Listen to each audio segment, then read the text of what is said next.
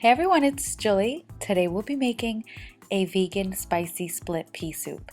It'll take about 3 minutes of prep work, super easy to make, it's healthy, it's green.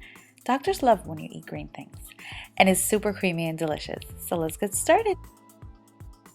So in my pot or Dutch oven, I drizzled some olive oil. I threw in my chopped onions and carrots. I use about 3 sticks of carrots, gave that a stir. I then threw in half of a jalapeno pepper. I like my food really spicy. I didn't remove the seeds because I don't find jalapenos spicy at all. If you want to make this extremely spicy, you may use a Scotch bonnet pepper. Those little guys are spicy. I threw in some fresh pressed garlic, gave everything a stir, and I cooked this for about 2 minutes. Make sure to rinse your split peas and then go ahead and saute them for a couple seconds with the onions and the garlic. I threw in my spices, a little bit of cumin. Cumin is optional. The reason I say it's optional is because it has a very strong flavor. Some people might not like that. I threw in 2 bay leaves, chili powder, seasoned it with some salt and pepper, gave everything a stir, and then we're going to pour in our water, or you may use vegetable stock if you have some. And I'm going to be completely honest here.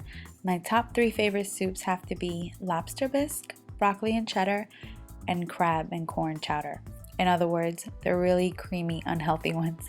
But what's wonderful about this soup is that not only is it really good because it's delicious, it's super creamy, but it isn't loaded with potatoes, cheeses, and heavy cream. So you can eat this often without feeling guilty. So I had the heat on high until it came up to a boil. Then I lowered it to medium-low and let it simmer for about an hour or until the split peas became really tender. Then I started my bay leaf mission. It took me a little while to find those 2 little sneaky bay leaves, but make sure you find them. You don't want to blend them up or serve them to your guests. And now you may serve it just like this, but I like it really creamy and thick, almost like baby food. Therefore, I used an immersion blender. Make sure to turn off the heat if you're going to use an immersion blender, or you can just place it in a regular blender. And now you might be thinking, oh Julie, you said it'll only take 3 minutes to make. I said 3 minutes of prep work. The hour that it's cooking doesn't count.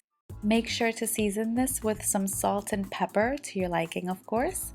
I know some people like to serve their split pea soup with some croutons on top. I never really cared for croutons. Okay, I'll be honest, I just didn't have any. And it's 8 degrees out. I wasn't going anywhere for a bag of croutons. It's a perfect night to stay home, eat split pea soup, and watch some Cooked by Julie videos. That's it. I hope you guys give this recipe a try. Hope you enjoyed this video, and thank you guys so much for watching.